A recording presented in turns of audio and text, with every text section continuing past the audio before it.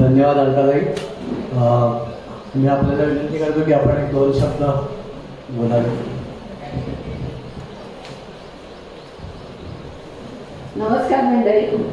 आपल्या स्वातंत्र्याला 77 वर्ष पूर्ण झाली. 78व्या स्वातंत्र्य दिनाच्या सगळ्यांना शुभेच्छा. आज आपल्या देशाने खूपच प्रगती केलेली आहे सर्व क्षेत्रात. पण आता आपल्या अध्यक्षा बोलल्या तशा आपल्या सीमेवरच्या आपली सगळ्यांची सुरक्षा करणाऱ्या सैनिकांना आपण त्या पहिले अभिवादन करतो. आणि माझी मोदी सरकारला विनंती असेल की रोज आम्ही पेपरमध्ये वाचतो आज इतके जवान शहीद झाले, उद्या तितके अधिकारी शहीद झाले, रोजचं चालू आहे हे. तर हे असं वाचवत नाही. काय होत असेल त्यांच्या संसाराचं, त्यांच्या आईवडिलांचं कल्पना देखील करवत नाही आपल्याला. तर या सैनिकांसाठी काहीतरी भरीव कामगिरी करा अशी मी मोदी सरकारला विनंती करीन. आणि आपण सर्वांनी देखील हे स्मरण ठेवलं पाहिजे की आज आपण आहोत, सुरक्षित आहोत. दुसऱ्या देशात जे काही चाललेलं आहे गडबड तसं काही नाही. आपण व्यवस्थित राहतो, आनंदात राहतो. पण ह्याचं सगळ्याचं श्रेय आपल्या सैनिकांना जातं. तर आपणही लक्षात ठेवलं पाहिजे की आपल्याकडून जेवढी सहाय्य करता येईल या सैनिकांना तेवढं आपणही केलं पाहिजे. दुसरं म्हणजे आपल्या कार्यवाह श्री प्रधान आशुतोष प्रधान यांचं मी कौतुक करते. कारण एवढं सगळं एक्सटेन्सिव्ह वर्क चालू आहे आपल्याकडे, रिपेअरिंगचं वगैरे, ह्या सगळ्या गोंधळाचंही त्यांनी सगळे कार्यक्रम व्यवस्थित पार पाडलेले आहेत. आजचं झेंडावंदनही व्यवस्थित पार पडलेलं आहे. तेव्हा कार्यवाह आणि सर्व कमिटी मेंबर्सचे मी फार मोठ्या ह्याने कौतुक करते. नमस्कार. धन्यवाद अलकाताई. मला वाटतं सगळ्याच व्यवस्थापक मंडळाने याच्यात सहकार्य कार्यभार स्वीकारल्यामुळे हे शक्य होऊ शकलं. याच्या पुढे मी विनंती करतो श्रोत्री साहेबांना की त्यांनी संपादकीय मनोगत व्यक्त करावे.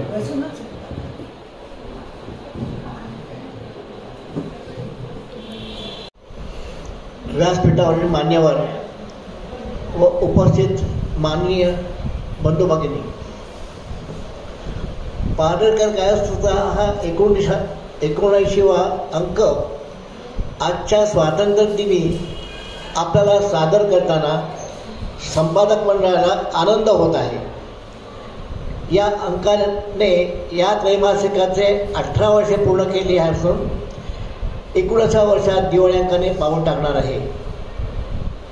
त्रैमासिकाचे प्रेरक कैलासवासी भाई प्रधान व त्यांना आर्थिक पाठबळ देणारे कैलासवासी पद्माकर मोहिले यांनी व आद्य संपादक वसंतराव मोकाशी आणि त्यांना सर्वतोपरी सहाय्य करणाऱ्या व नंतर संपादक पद भूषवणाऱ्या सौभाग्यवती अलकाताई प्रधान यांनी आपल्या बांधवांना लिहिते करण्यासाठी हे त्रैमासिक प्रकाशित केले.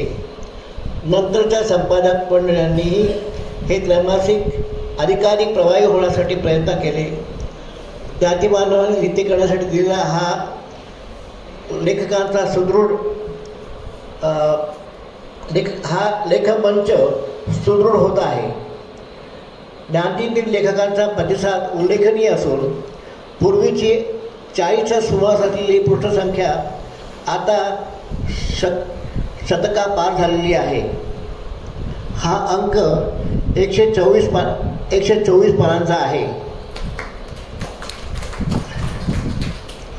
साहित्य पुढल्या अंकासाठी मागे ठेवावे लागते आहे.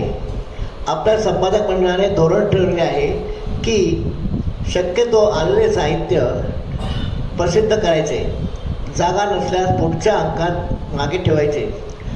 पारनेरकर कायस्थाच्या अंकात पार्ल्यातीलच नव्हे तर अन्य ठिकाणच्या लेखकांचे साहित्य येते, त्यांना स्थान मिळते. ठाणे, पनवेल, कर्जत, मुरली याशिवाय गांधीनगर, बंगळुरू तसेच दोहा, न्यू जर्सी, सिंगापूर येथूनही साहित्य येते.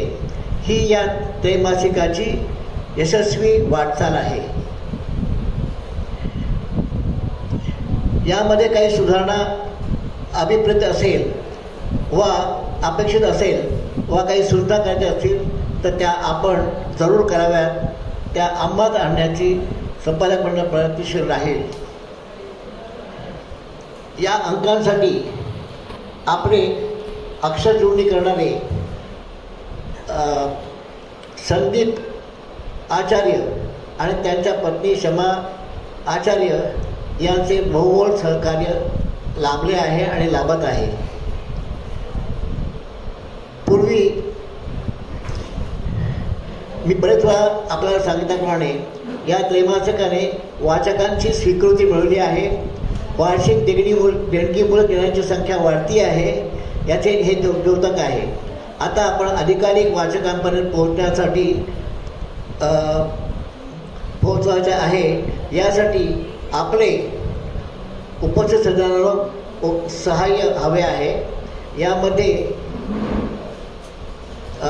यासाठी माउथ पब्लिसिटी व्हावयास पाहिजे. या अंकाचे देणगीदारामध्ये काही ज्ञातीबाहेरचे सभासद आहेत. देणगीदार होण्यासाठी ज्ञातीचे बंधन नाही. व्यवस्थापन मंडळाने असे प्रयत्न केल्याने चांगला प्रतिसाद मिळतो.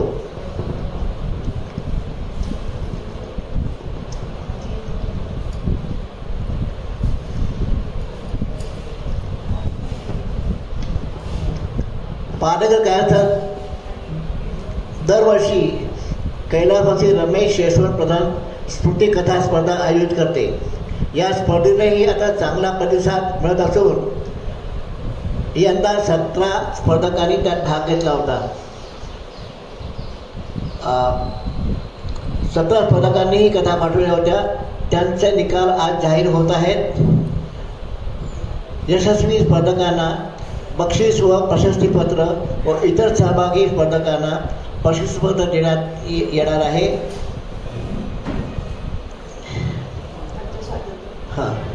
आजच्या स्वातंत्र्य दिनानिमित्त बोलायचं भरपूर आहे, परंतु प्रकृतीमुळे आणि वेळेच्या अभावी ते बोलता येत नाही. गेल्या काही वर्षात आपण काय कमावले याच्या स्मृतीत रंगून राहण्यापेक्षा काय गमावले याचा आपण विचार करायला पाहिजे आणि ते आत्मसात करण्यासाठी व पुढील प्रगती करण्यासाठी आपण प्रयत्न करण्याची आवड आहे.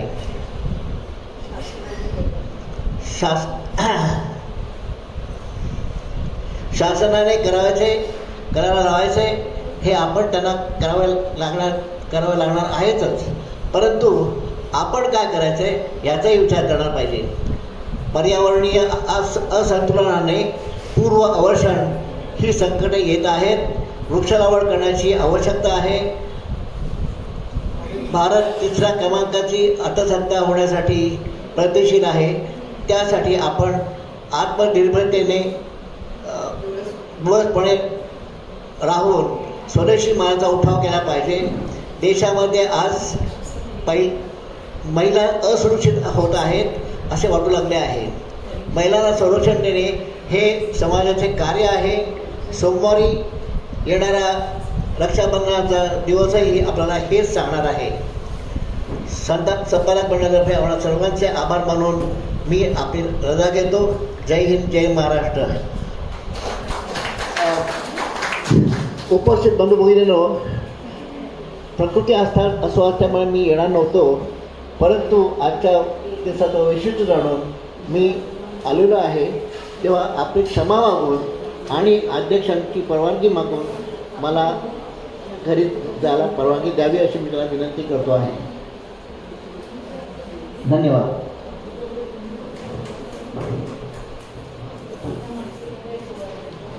धन्यवाद श्रोती सर. मान्यवर पदाधिकारी आणि व्यासपीठासमोर उपस्थित असलेले सर्व मान्यवर सभासद, बंधू भगिनी, आणि आज अतिशय आनंदाची गोष्ट म्हणजे की इथे आपल्याला तरुणाई पण दिसते आहे. म्हणजे या पिवळ्या शेतामध्ये थोडे हिरवेगार काही तण दिसत आहे, त्याचा खरा आनंद होत आहे. आणि हा हॉल भरलेला आहे हे पाहून तर खरंच खूप आनंद होत आहे. आणि असाच हॉल पुढे भरलेला राहो अशी इच्छा प्रदर्शित करते मी.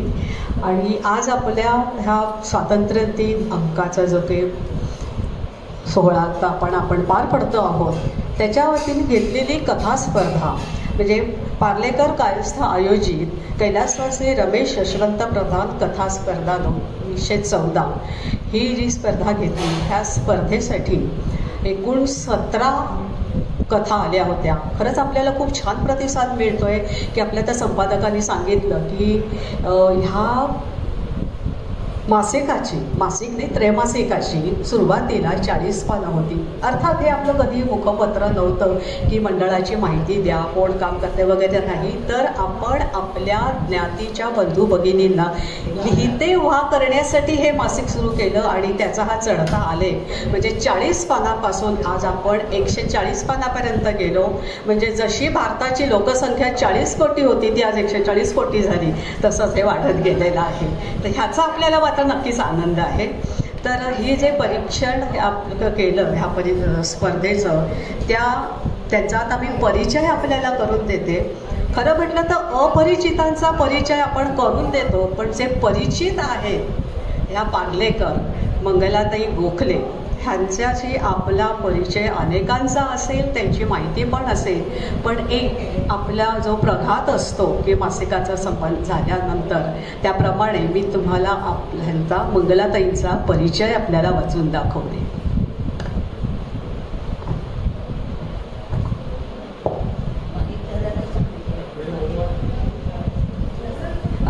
कैलासवासी रय प्रधान स्मृती कथा स्पर्धेसाठी परीक्षक म्हणून प्राध्यापक मंगला गोखले यांनी काम केलं. त्यांनी घाटकोपरच्या KJ सोमय्या महाविद्यालयात अनेक वर्ष मराठीचं अध्यापन केलं आहे. त्यांनी आजवर विपुल लेखन केलं असून लोकसत्ता, महाराष्ट्र टाइम्स, नवशक्ती आदी दैनिकात आणि अंतर्ज्ञान, माहेर, विपुलश्री आणि पार्लेकर या नियतकालिकात ते प्रकाशित झालेलं आहे. मराठी साहित्यकोश, कन्याकोश आणि विश्वकोशासाठीही त्यांनी लेखन केलेलं आहे. 2017 या संपूर्ण वर्षात लोकसत्ता दैनिकात सोमवार ते शुक्रवार त्यांचं एक सदर प्रसिद्ध होत असे, वाघदेवीचे वरदवंत, आणि ह्या सदराचं हे नाव होतं. आणि विशेष म्हणजे की ज्ञानपीठ पुरस्कार विजेत्यांचा परिचय या सदरातून करून दिला जायचा. कविता या साहित्य प्रकारामध्येही त्यांचे प्रावीण्य होते. अस्वस्थ शतकाची कविता या संग्रहासाठी महाराष्ट्रातून मागवलेल्या कवितांमधून मंगलाताईंची बाकी सब झूठ है ही कविता निवडली गेली होती. साहित्यप्रेमींना आकाशवाणी व दूरदर्शनने खूप वाव दिला होता. मंगलाताईंनी मुंबई आकाशवाणी केंद्रावरून 100हून अधिक कार्यक्रम सादर केले आहेत. मुंबई दूरदर्शनने मंगलाताईंचं सुंदर माझं घर, युवदर्शन, काव्यशास्त्र विनोदेनं हे कार्यक्रम प्रक्षेपित केले आहेत. प्राध्यापक असल्याने त्यांच्या वक्तृत्वाविषयी लिहिण्याची काहीच आवश्यकता नाही, पण सादरीकरणातही त्यांचा हातखंडा असून वाचता वाचता असे ज्ञानवर्धक आणि तरीही मनोरंजक असे कार्यक्रम त्यांनी अनेक ठिकाणी सादर केले आहेत. तर त्या नुसत्या साहित्यप्रेमी नाही तर साहित्यिकही आहेत. बालसाहित्यात मोडणारी 6 पुस्तकं, ज्ञानपीठ लेखिका, वाघदेवीचे वरदवंत, लेखक ही त्यांची पुस्तकं प्रकाशित झाली आहेत. बालकुमार साहित्य संमेलन पुणे यांच्यातर्फे दिला जाणारा सीताबाई भागवत पुरस्कार 1992 मंगलाताईंना मिळाला. इचलकरंजी साहित्य संमेलन ट्रस्ट व आपटे मंदिरातर्फे दिला जाणारा उत्कृष्ट गद्य साहित्यिक कृती पुरस्कार मंगलाताईंच्या ज्ञानपीठ लेखिका या पुस्तकाला मिळालेला आहे. कोकण मराठी साहित्य परिषदेच्या विलेपार्ले शाखेच्या कार्याध्यक्ष म्हणून त्या कार्यरत होत्या. सामाजिक संस्थांमध्ये काम करण्याची त्यांना आवड असून लोकमान्य सेवा संघ म्हणजे आपले टिळक मंदिर या संस्थेत त्या पदाधिकारी, कार्याध्यक्ष, उपाध्यक्ष, विश्वस्त अशा विविध पदांवर त्यांनी कार्य केलं आहे.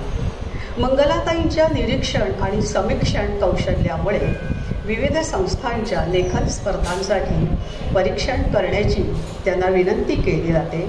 शक्य असल्यास त्या हे कार्य स्वीकारतात व परीक्षण समवेत मार्गदर्शन करूनही अनेकांना लिहिण्यास प्रवृत्त करतात.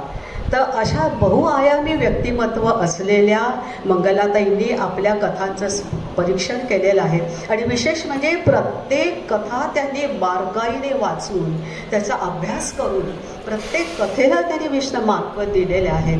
तर असं हे व्यक्तिमत्व आज त्या प्रकृती अस्वास्थ्यामुळे इथे उपस्थित राहू शकल्या नाहीत, पण तरीही आपण त्यांनी हे जे काही आपल्यासाठी कथा स्पर्धेचं परीक्षण केलं त्याबद्दल त्यांना संस्थेतर्फे आपण धन्यवाद देऊया. आणि आज ही जी कथा स्पर्धा घेतली त्याचा जो निकाल, एक विशेष त्यांचं आणखी एक गोष्ट म्हणजे त्यांना जेव्हा हे परीक्षणाचं काम वगैरे दिलं जातं ना तेव्हा इतक्या वेळेत करतात. खरं म्हटलं तर त्यांचा दिनक्रम प्रचंड व्यस्त अशा दिनक्रम आहे. परंतु असं कधीही झालं नाही की मंगलाताई तुमचं झालं का परीक्षण करून, आमचं आता डेट जवळ, कधीही नाही. उलट त्या इतक्या लवकर परीक्षण करून देतात की आपल्यालाच असं वाटतं अरे एवढ्या लवकर एवढ्या कथा स्पर्धांचं परीक्षण झालं. पण खरोखर असं हे व्यक्तिमत्व आहे.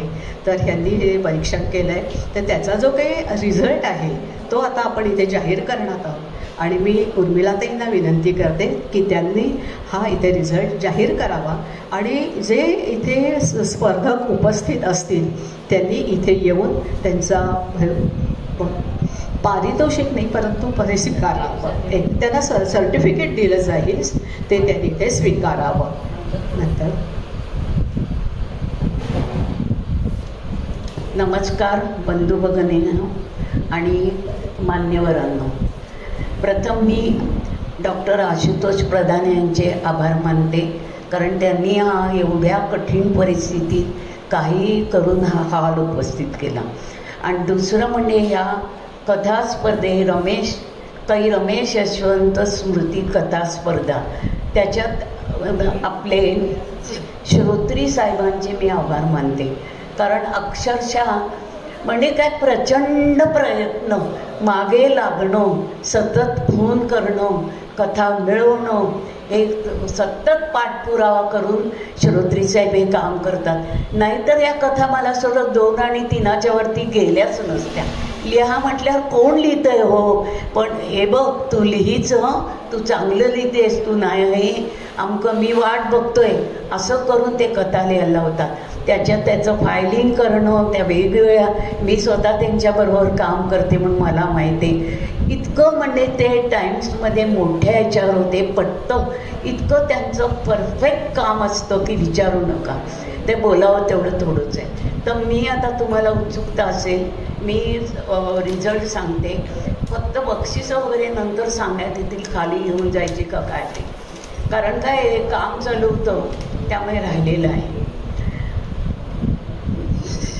कै रमेश यशवंत स्मृती कथा स्पर्धा रिझल्ट 4था क्रमांक म्हणजेच उत्तेजनार्थ प्रदीप श्रोत्री. कथेचं नाव तो मुलगा. टाळ्या वाजवा लेकांनो. दुसराच 4था क्रमांक नीला प्रधान. कथेचं नाव शोध मनाचा. आहेत का? आले नसणार बहुतेकांना मी फोन केला, नाही जमतो हेच उत्तर. मी ज्यांना सांगितलं सुरू फक्त आलेली आहे, सिंगापूरवाले त्यांची आई आलेली आहे. 2रा क्रमांक कौस्तुभ दळवी. उभी राहा. कथेचं नाव टरफले.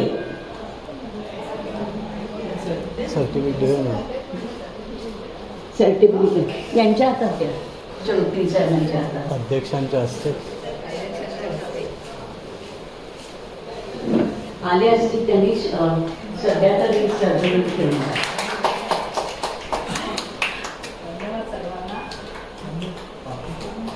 दुसरा क्रमांक हे विभागून आहे ना, पहिला सांगितलं ना कौस्तुभ दळवी टरफले.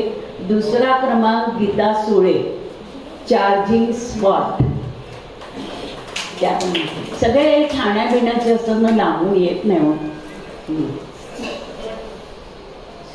3रा क्रमांक अनिता नागले पिकल्या पानाचा.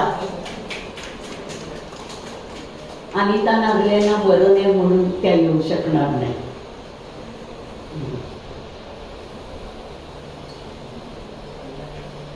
आता पहिला क्रमांक सांगते. या नेहमीच लिहितात आणि खूप छान लिहितात. अलका वडावकर. कथेचं नाव इथे ओशाळली मराठी.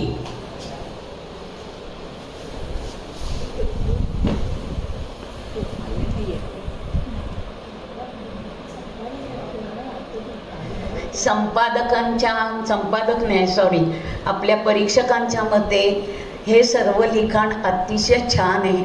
मला वाचायला हे करायला, रिझल्ट हे करायला त्रास पडला की कोणाला हे करा आणि कोणाला नाही द्यावं, कारण खरोखर म्हणजे त्यांची लेखन शैली चांगली आहे, पण माझ्या ह्याच्याप्रमाणे मी हे केलं. धन्यवाद सुधाताई.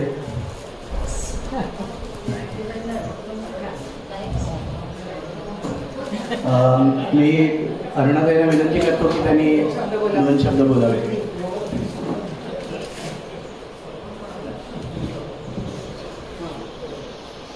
इकडे व्यासपीठावरील मान्यवर, इकडे उपस्थित असलेले सगळे मान्यवर आणि बंधू भगिनींनो, खरं आपली जी CKP मंडळ आहे, आपलं CKP मंडळ स्नेहशलाका स्नेहांकिता ह्याची CKP मंडळ आहेत.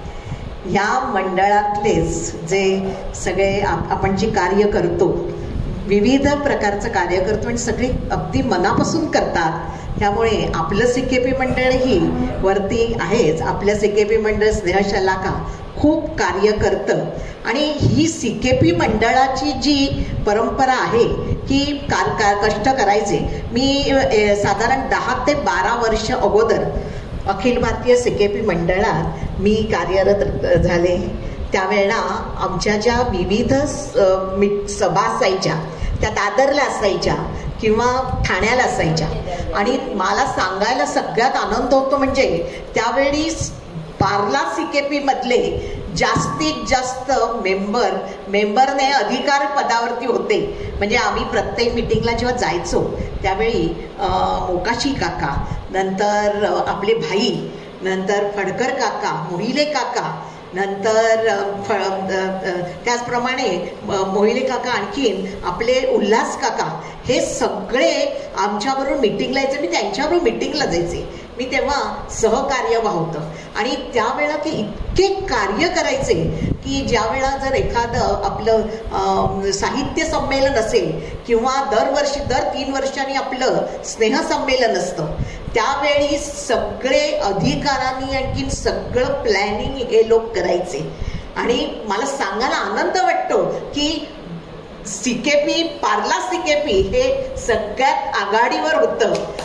आणि ठाण्याचे सुधाकर वैद्य, नंतर इतरही लोक होते, पण पार्ला CKPचे सगळ्यात मोठी संख्या, आणखीन सगळे जास्त आघाडीवर पुष्कळ कार्य या लोकांनी केलेलं आहे. आणि त्यांच्या हाताखाली आम्ही छोटे होतो, म्हणजे कार्याने छोटे होतो.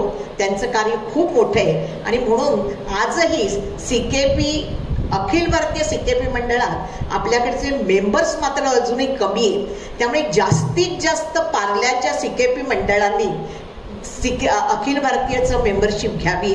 आणि आपण इथे तर कार्य करत आहोत. आणि मुख्य म्हणजे समजूतदारपणानं, मेहनत करून किंवा अतिशय व्यवस्थित आखणी. आता ह्यांनी आज एवढी सगळ्या म्हणजे हे असतानाही आशुतोष प्रधान यांनी अतिशय व्यवस्थित नियोजन केलं.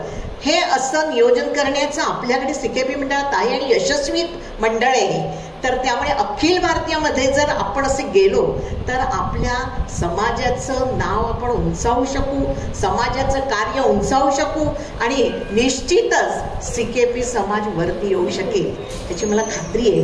तर जास्तीत जास्त मेंबर्सनी इकडे अखिल भारतीयचे मेंबर्स व्हावेत. आणि मला आज तुम्ही इकडे बोलवून माझा सत्कार केला त्याबद्दल मी सगळ्यांचे आभारी आहे. आणि आभाराचे हे 2 शब्द सांगतो.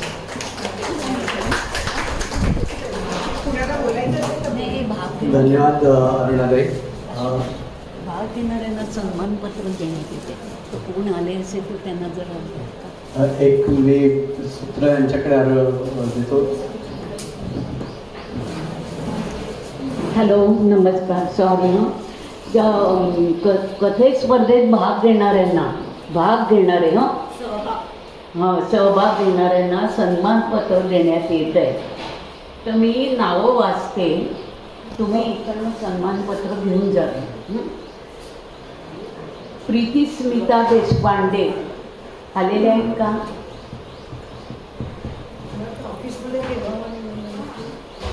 वैजयंती गुप्ते, शुभदा देशपांडे, नाही, अरुणा आहे ना, विनया दीक्षित, बिपिन कर्णिक,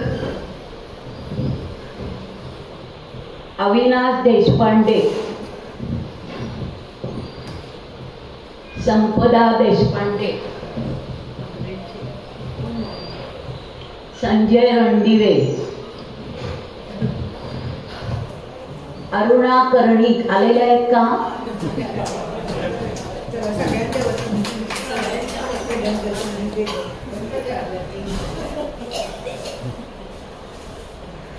झाले सर्व. आता उरलेले असतील ते ऑफिसमधून मिळण्यात यावे.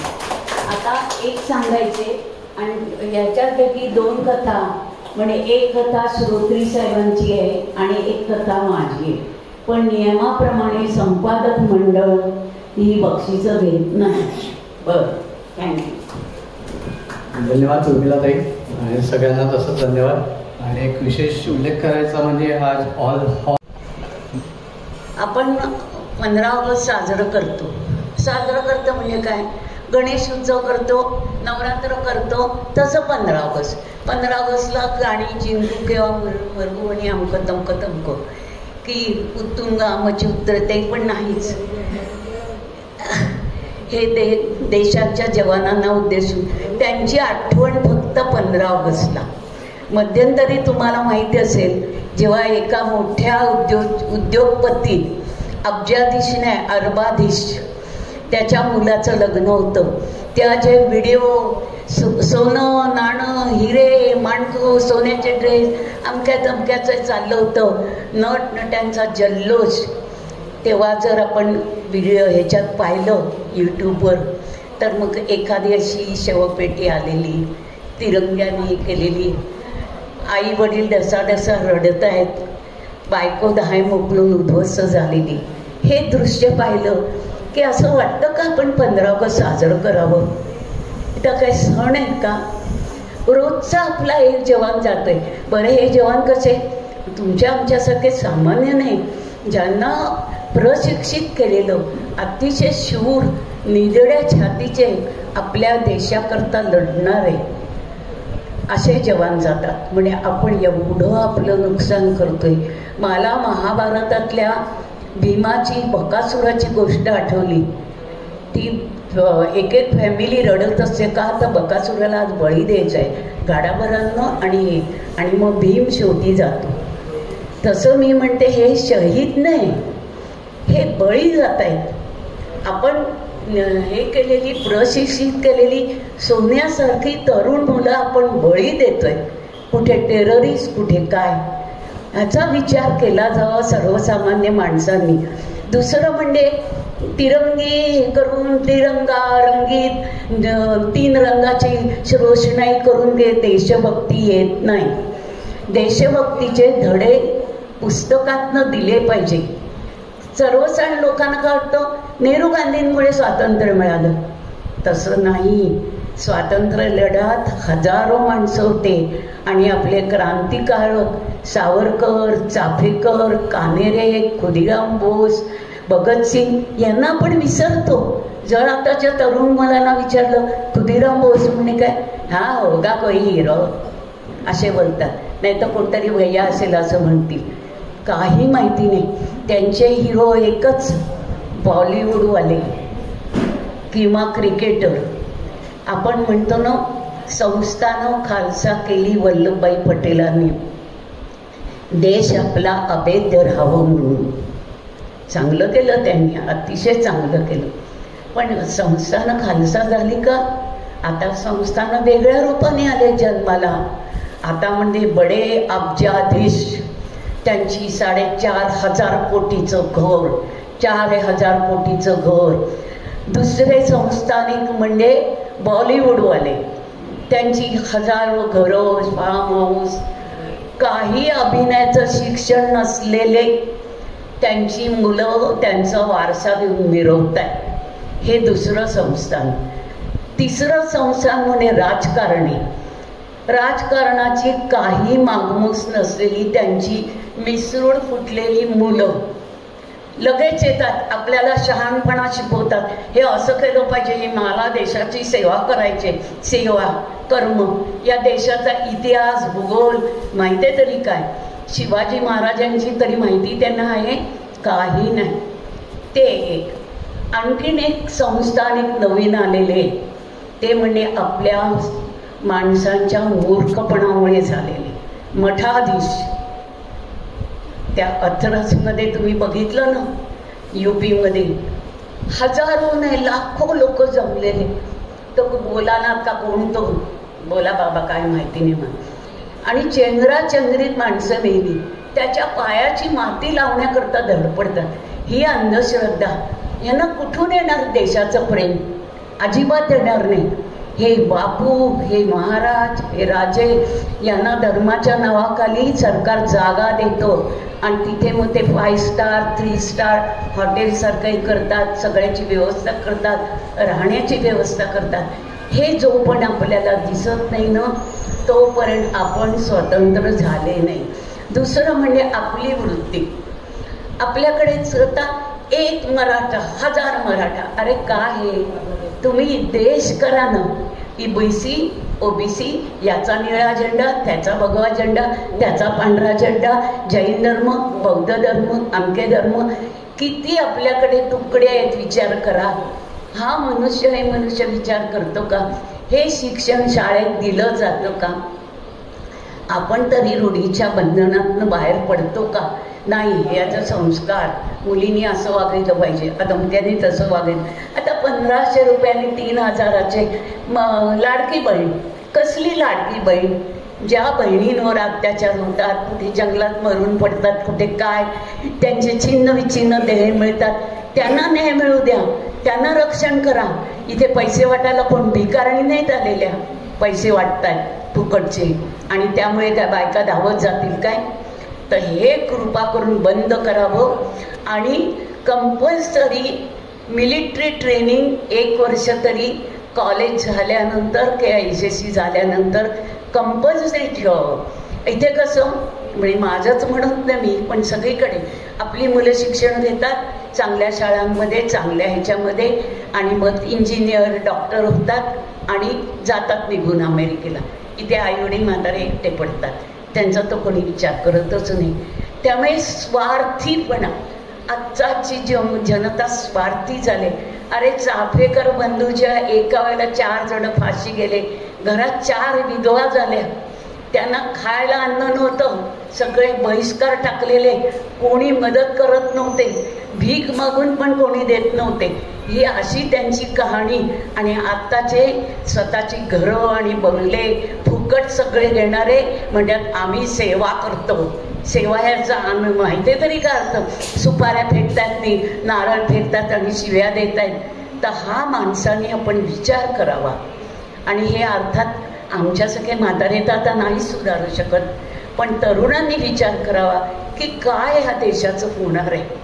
नशिबाने कसं आमच्या मागे हा देश कसा होणार आहे माहिती नाही मला, पण मला तरी स्वातंत्र्य दिन साजरा करावा असं वाटत नाही. जोपर्यंत आपण गुलामीतनं मुक्त होत नाही तोपर्यंत स्वातंत्र्य दिन नाही. धन्यवाद. बंधू भगिनींना स्वातंत्र्य दिनाच्या मंगलमय शुभेच्छा. आज स्वातंत्र्य दिन म्हणजे जेव्हा स्वातंत्र्य मिळालं तेव्हा आपल्या आधीच्या पिढीच्याने हा एक राष्ट्रीय सण म्हणून ते साजरा करत असत. कारण मला आठवतं आहे की आमचे वडील ते म्हणायचे हा सण आहे म्हणजे एकमेव हा सण असा आहे की सगळे भारतीय तो साजरा करतात. त्याला जात धर्म पंथ लिंगभेद काही नाही असा हा केला जाणारा साजरा सण असतो. काहीतरी गोड त्यावेळेला केलं जायचं वगैरे. तर असा हा राष्ट्रीय सण आणि स्वातंत्र्यानंतर आपण स्वीकारलेली लोकशाही, एका एवढ्या मोठ्या राष्ट्राने स्वीकारलेली लोकशाही की जिचा आज संपूर्ण जगामध्ये लोक आपलं कौतुक करतात का? तर 140 कोटी जनतेने मतदान करून आणि अतिशय उत्कृष्टरित्या मतदान करून आपले नेते निवडून दिले आहेत. हे तर ह्याच्याबद्दल खरोखर आपल्याला अभिमान वाटतो. पण खरोखर by the people, of the people आणि फॉर द पीपल हे जे काही राज्य आपण निवडलेले आहेत त्याच्यामध्ये आपला रोल काय आहे की आपण खरंच निभावतो. मतदानाच्या दिवशी आपण सगळे लाईन लावून जातो, मतपेटीत मत टाकतो, अंगठ्यावर बोटावरती काळीशी मिरवतो मी मतदान केलं. एवढंच आपलं कर्तव्य आहे का? नाही. हे इथे आपल्या कर्तव्याला सुरुवात होते की आपण आपल्या देशासाठी काहीतरी करायला पाहिजे. पण आपला देश इतका सुरक्षितरित्या आज आपण जर संपूर्ण जगाची अवस्था पाहिली तर काय आहे त्यामध्ये आपला इतका मोठ्या लोकसंख्येचा देश इतका शांतपणे आपण वावरतो. हे का? तर ह्याला 3 लोक, जय जवान, जय किसान आणि तिसरा आहे तो माझ्या मते जय विज्ञान. कारण जवान हे आपलं जे काही रक्षण करतायत त्याच्यावरती सीमेवरती, त्याच्यामुळे आज आपण इथे जमलो आहोत, अगदी आरामात बघतो, केव्हाही बाहेर घराच्या पडू शकतो. इतकी सुरक्षितता आपल्याला कोण देतं? सीमेवरती उभे असलेले हे जवान कोणत्या परिस्थितीत ते आहेत आपण विचार पण नाही करू शकत. आज आपण निवडून दिल्यानंतर आपले जे प्रतिनिधी तिथे बसतात, खुर्चीची ऊब मिळते,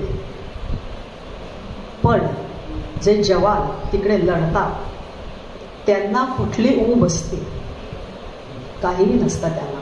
पण तरीही ते देशासाठी लढतात. खुर्चीवर बसणारे मला काय मिळणार आहे, पुढच्या पिढ्यांना काय मिळणार आहे, लोकांना काय मिळणार आहे, हा किती प्रश्न असतो, ह्याचं उत्तरच नाही आहे खरं तर हे असेल.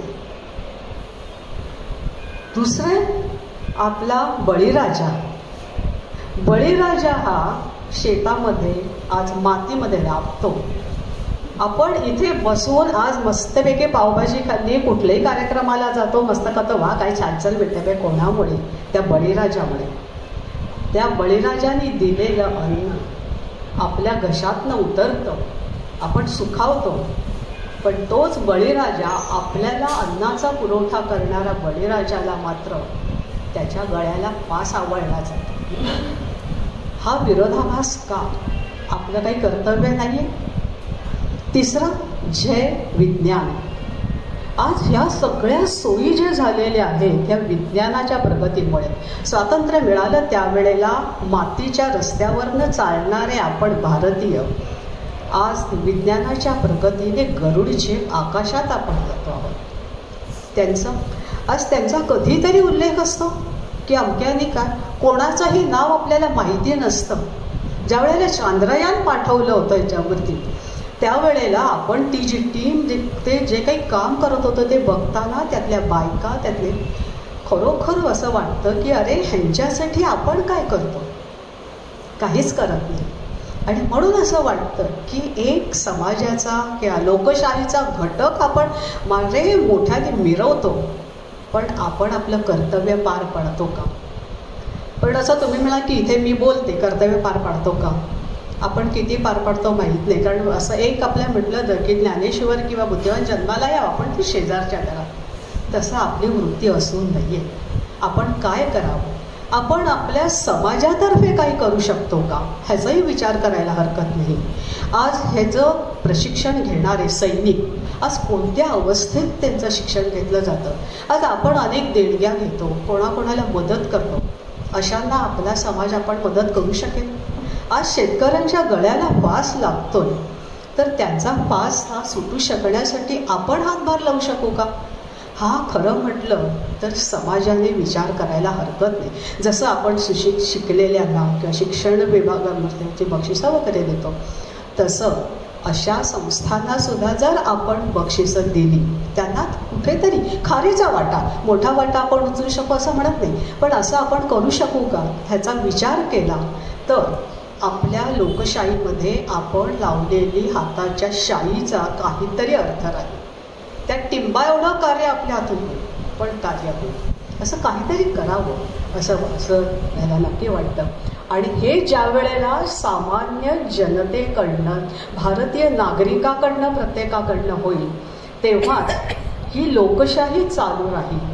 आणि मगच आपण त्यावेळेला आपण खऱ्या अर्थाने लोकशाहीचा 100वा वाढदिवस, शतक महोत्सवी आपण त्यांना स्वागत, इतके तरुण असतील, आमच्यासारखे नसतील, पण तेव्हा आपण करू.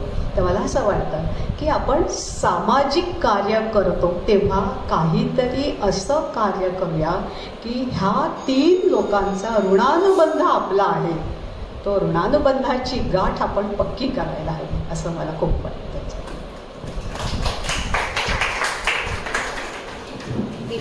धन्यवाद शर्मिलाताई.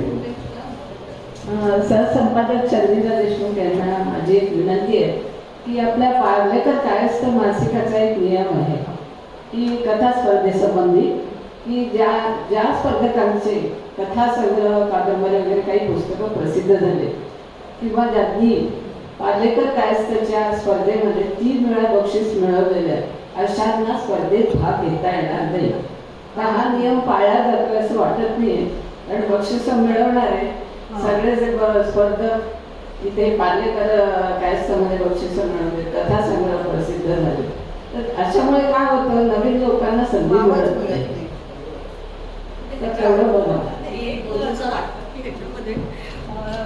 तुम्ही म्हणालात ते बरोबर आहे की एखाद्याला पारितोषिक मिळतं, लागोपाठ 3 वेळा पारितोषिक मिळाल्यानंतर हा आपण नियम म्हणतो, त्याच्या दोन गोष्टी आहेत की असंच आपण केलं तर स्पर्धेत भाग घेणारे कमी होतील आहे, पण त्याच्यासाठी म्हणून एक गोष्ट हे करता येईल की त्यांना सहभाग म्हणून हरकत नाही घ्यायला, परंतु पारितोषिक त्यांना नाही दिलं तर हा एक विचार करता येईल, कारण ते पारितोषिक दिसायला कोणाला तरी आपल्याला देता यावं असं आहे आहे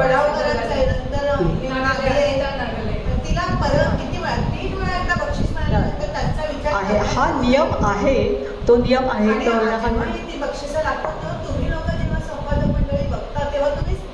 शिवाजी माडगूळकर यांनी लिहिलेलं आणि सुधीर फडके यांनी संगीत दिलेलं आणि गायकही तेच आहेत.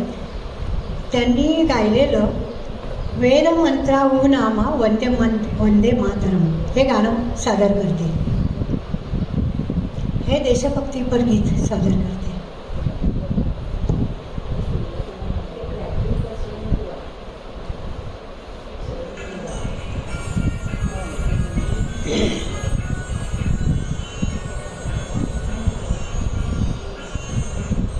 वेद मंत्राहून आम्हा वंद्य वंदे मातरम, वंद्य वंदे मातरम, वंद्य वंदे मातरम, वंद्य वंदे मातरम.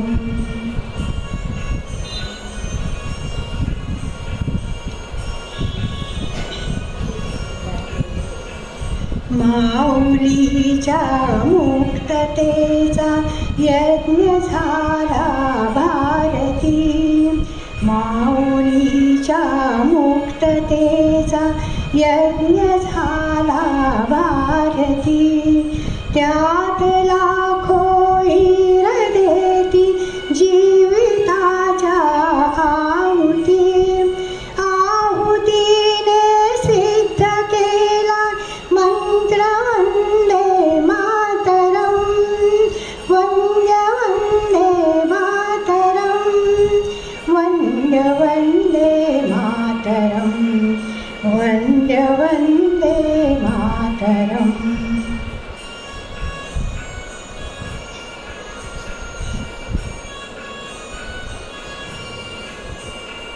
याच मंत्राने मृतांचे राष्ट्र सारे जागले, शस्त्रधारी निष्ठुरांशी शांतिवादी झुंजले. याच मंत्राने मृतांचे राष्ट्र सारे जागले, शस्त्रधारी निष्ठुरांशी शांतिवादी झुंजले. शस्त्रहीना एक लाभे शस्त्र वंदे मातरम, वंद्य वंदे मातरम, वंद्य वंदे मातरम, वंद्य वंदे मातरम.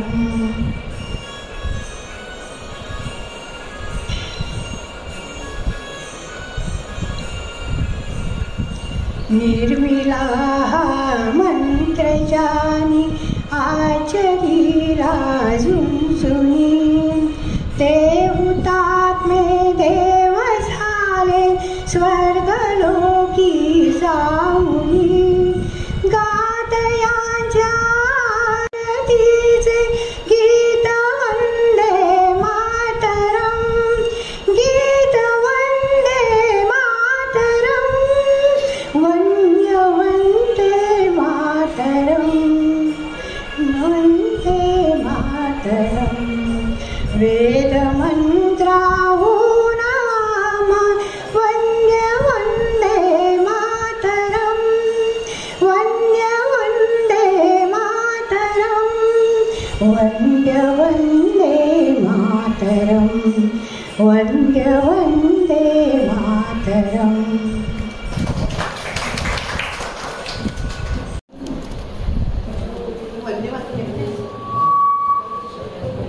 खूप छान कांचनताई. आपण म्हणजे अजून एक अनाऊन्समेंट करायची होती मंडळातर्फे आपण जी मंडळाची लायब्ररी आहे ती पूर्ण परत कार्यरत करायचा प्रयत्न करतोय. आपल्याकडे साधारणतः 350 पुस्तकं आहेत लायब्ररीमध्ये. तर आमचं असं आपल्या सभासदांना आवाहन आहे की त्यांच्याकडे जर काही पुस्तकं असतील मराठी इंग्लिश जी वाचण्यासारखी असतील वाचण्यायोग्य असतील तर आमचं असं टार्गेट आहे की जी पुस्तकांची संख्या आहे मंडळाची ती 350 वरून 1000 पोचवायची आहे. तर आपल्याला जर ती पुस्तकं डोनेट करायची असतील मंडळाला तर त्याची लिस्ट एक करून आपण मंडळाकडे कार्यालयात सुपूर्द करावी. ती आमचं जे काही ग्रंथालयाची जी उपसमिती आहे ती बघेल आणि त्याच्यातली जी खरंच गरजेची पुस्तकं आम्हाला वाटतील ती आम्ही आपल्याला इथे आणून द्यायला सांगू आणि त्याच्यानंतर तुम्ही ती इथे आणून देऊ शकाल. त्याचं काम आपले कार्यकारी मंडळ सभासद सतीश देशमुख सध्या जोमानी बघत आहेत. आणखीन आम्ही लिस्ट सध्या तयार करतो आहोत. तर कोणाला काही डोनेट करायचे असेल तर नक्की आणून द्यायला. ह्याच्या पुढची सूत्र मी आपल्या सहकार्य शर्मिलाताई यांच्याकडे सुपूर्द करतो. त्यांनी आभार प्रदर्शन करावं. ती एकंदर पुस्तकांची संख्या वाढल्यानंतर आपण फी ठेवून किंवा काय जे मंडळात निर्णय घेऊन चालू करणार आहोत आणि सगळ्यांना ओपन करणार आहोत. हो. तर शर्मिलाताईंना मी विनंती करतो की त्यांनी आभार प्रदर्शन करून कार्यक्रमाची सांगता करावी. कोणत्याही कार्यक्रमाची सुरुवात स्वागताने आणि कार्यक्रमाचा शेवट आभाराने केला जातो. तर आभार ऐकायला सुद्धा इतके लोक अजून आहेत त्याचा खूप आनंद होतो. आणि आभार आपण कोणाचे मानतो की परक्याच. अरे इथे तर सगळे आपलेच आहेत त्यांचे आभार काय मनाचे. पण तरीही एखादा कार्यक्रम हा पूर्णत्वास नेणं आणि तो कार्यक्रम सगळ्यांना आवडणं हे खरंच कौतुकास्पद आहे. आणि आज आपण बघतो की आपल्या तिन्ही हॉल हे दुरुस्तीसाठी तसे बंद आहेत. पण तरीही आपला हा कार्यक्रम हा स्वातंत्र्य दिन इथे साजरा करायचा हे मॅनेजिंग कमिटीने मनावर घेतला. का मॅनेजिंग कमिटी म्हणतो परंतु त्याच्यामध्ये सिंहाचा वाटा हा डॉक्टर आशुतोष प्रधान यांचा आहे. आणि मला अतिशय कौतुक म्हणजे तोंड देखील नाही परंतु एक डॉक्टर असून त्यांचं किती बिझी शेड्यूल असतं हे आपल्याला कोणालाही सांगायला नको. तर ते सगळं साधून आणि अत्यंत शांतपणे विचारपूर्वक आणि सगळ्यांचे विचार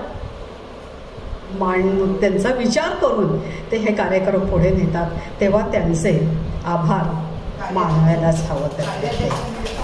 त्यानंतर आपले प्रधान कार्याध्यक्ष त्यांचं तर बिझी किती असतात माहिती आहे. म्हणजे त्यांना फोन केल्यानंतर पहिल्यांदा विचारलं जातं की पराग तुम्ही मुंबईत आहात दिल्लीत आहात का तुम्ही कलकत्त्यात आहात का आणि कुठेतरी दुसऱ्या देशात आहात का. नाही कुठेही असलो तरी मी आपलं काम करीन हे असं सांगणार आहे पराग प्रधान. हे मासिकाचं जे काम ते ज्या आत्मीयतेने करतात भाईच्या पावलावर पाऊल टाकून ते काम करत आहेत. त्यामुळे त्यांना मी तर नेहमी म्हणते की कॅप्टन कूल इतक्या शांतपणे ते काम करतात. त्यामुळे त्यांचे आभार आपण मानून तेवढे खरोखर कमी आहेत तिथे. आणि आज आपल्याला भोजनाची व्यवस्था केली त्यांचे आभार. खरं सांगू का इथे सगळे उपस्थित राहिलात इतका तुम्ही वेळ दिलात त्याबद्दल उपस्थित सर्व बंधू भगिनींचे मनापासून आभार मानते. आभाराचा भार नसे हा प्रेमाचे हे शब्दच चार. आभाराचा भार नसे हा प्रेमाचे हे शब्दच चार. उपस्थिती तुम्हा सर्वांची हाच असे बकुळ फुलांचा हार. हाच असे बकुळ फुलांचा हार. आपण वंदे मातरम म्हणूया.